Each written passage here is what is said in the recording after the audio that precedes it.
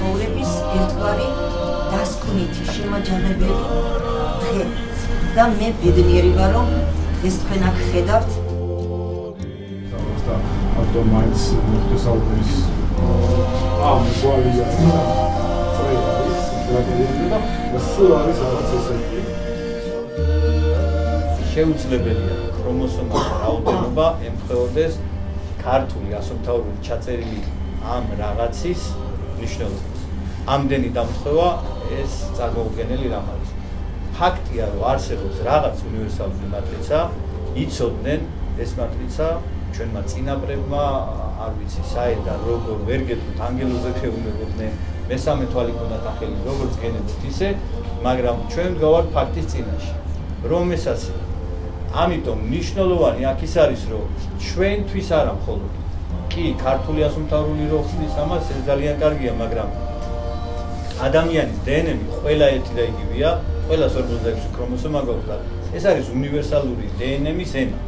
ამიტომ სავსებით შესაძლებელია, რომ ჩვენი ამბანით წავიკითხოთ გენები. აი ამ ასოს ხილვისას შეუძლებელია ბავშვიც კი გეტყვით ეს რა არის.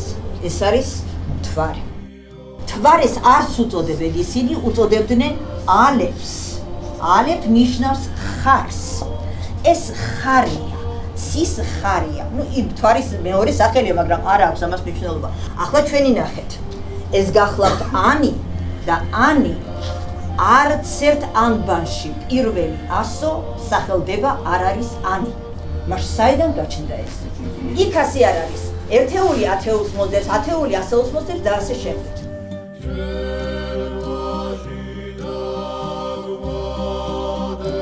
ისეთი კლიმატიც იცოდა, ბუნების მოვლენები იცოდა, მიწათმოქმედება იცოდა. არსადები ვინ იყო ის? ეს იყო წინასწარმეტყველი, იგივე ტაროსის მერტი და სხვა რა მოქცა ეფხისტყაოსანმა. ტარია ვინ არის? პირდაპირ სიტყვა გეუბნება ტაროსის მერტი, ტარხუ, მცირე აზიის ჭექა-ქუხილის მერტი, ყველასთვის ცნობილი.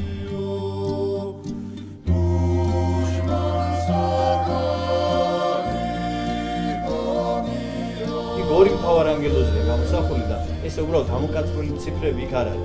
თან მინიშნებაც არის 5320 წელი.